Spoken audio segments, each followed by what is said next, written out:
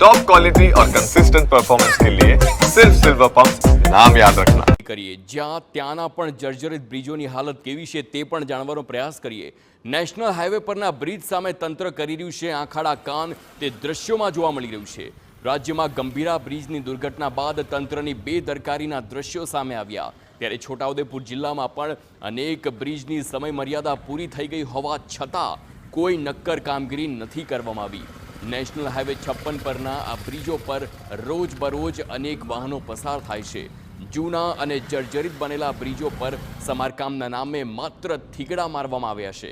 સ્થાનિકોના મતે જબુગામ પાસેનો મેરિયા બ્રિજ ગમે ત્યારે ધરાશાયી થાય તેવી શક્યતા છે, તો બોડેલી પાસે ઓરસંગ નદી પરનો બ્રિજ પણ જર્જરિત બની ચૂક્યો છે।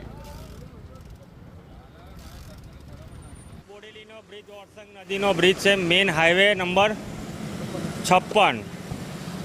એટલો બધો જર્જરિત હાલતમાં છે કે નીકળતી વખતે જીવ હાથમાં લઈને નીકળીએ કે ભાઈ આ રોડ કેવી રીતના આગળ જવા દેશે। અને સ્ટેચ્યુ ઓફ યુનિટીને જોડતો અને 24 કલાક ધમધમતો રોડ, છતાં બી કોઈ સમારકામ 1 વર્ષથી આ જ પરિસ્થિતિમાં છે। છોટાઉદેપુર જિલ્લામાં 3 બ્રિજ એવા છે કે જે બ્રિજ હવે ખડખડિત હાલતમાં છે। કોઈ નક્કી નહીં ક્યારે પડી જાય, તંત્ર ક્યારે જાગશે કે જ્યારે પડી જાય, માણસો મરી જાય પછી તંત્ર જાગશે। તો ઓરસંગ નદી પરના બ્રિજનો એક ભાગ વર્ષ 1991માં ધરાશાયી થયો હતો અને બસ નદીમાં ખાબકી હતી। બનાવ બાદ તૂટેલા એક ભાગનું નવીનીકરણ કરાયું, પરંતુ બીજો ભાગ આજે પણ જેમનો તેમ છે। સમારકામ જરૂરી હોવા છતાં તંત્ર કંઈ ન કરતા લોકો અધિકારીઓ અને નેતાઓ સામે આક્રોશ ઠાલવી રહ્યા છે। તો હવે આ નેતાઓ અને અધિકારીઓની આંખો ક્યારે ખુલશે કે જ્યારે ત્યાં બનાવ બન્યો છે એવો અહીંયા બનાવ બનશે, લોકોનો ભોગ બનશે, ત્યારે આ લોકો આ કાર્યવાહી હાથ કરવાના છે। એટલે મારે આ નેતાઓ અને અધિકારીઓને ખાસ વિનંતી છે કે તમે લોકો પણ રોજ અહીંયાથી પસાર થાવ છો, તો શું તમને આ ખાડા નથી દેખાતા? તમારા આંખે પાટા બાંધેલા છે। આ બ્રિજ 1990માં તૂટી ગયો હતો અને રાત્રિના સમયે એક બસ અંદર ખાબકી હતી અને એ બસનો ડ્રાઈવરનો આજ લગીને એનો કોઈ પતો નથી અને બીજા આંકડા કંઈ બહાર આવ્યા નથી। અને એ 1990ની અંદર તૂટ્યા પછી અડધો બ્રિજ બનાવ્યો હતો અને અડધો બ્રિજ આજે બી એવા ને એવો બાકી છે। એ બ્રિજની હાલત અમને એવી ખરાબ છે કે આજે પડું કે કાલે પડું એવો થઈ રહ્યો છે।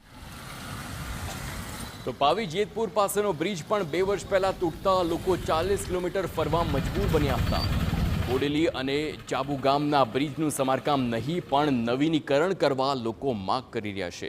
વડોદરાની બ્રિજ દુર્ઘટના બાદ છોટાઉદેપુરમાં વહીવટી તંત્ર ક્યારે કામે લાગે છે તેની શહેરીજનો રાહ જોઈ રહ્યા છે।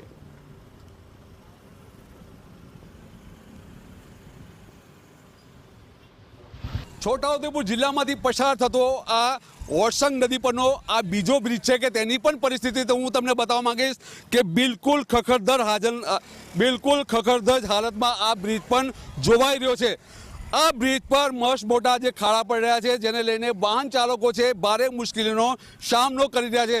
ખાડા તો એવા છે કે વાહન ચાલકને ક્યાંથી પસાર થવું તે પણ વાહન ચાલકને સમજમાં આવતું નથી અને જેને લઈને આજે વાહન ચાલકો મુસીબતમાં મુકાય છે। આપ જોઈ શકો છો કે આ જે વાહન છે જે પસાર થઈ રહ્યું છે તેના વાહન ચાલકની શું સ્થિતિ થતી હશે।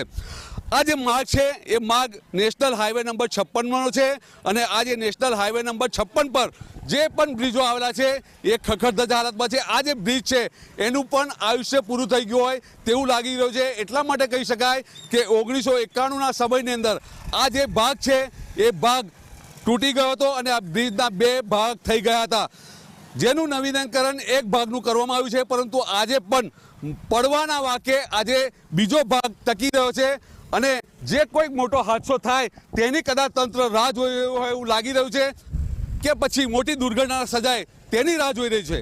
મકબૂલ મંસૂરી, TV9 છોટાઉદેપુર।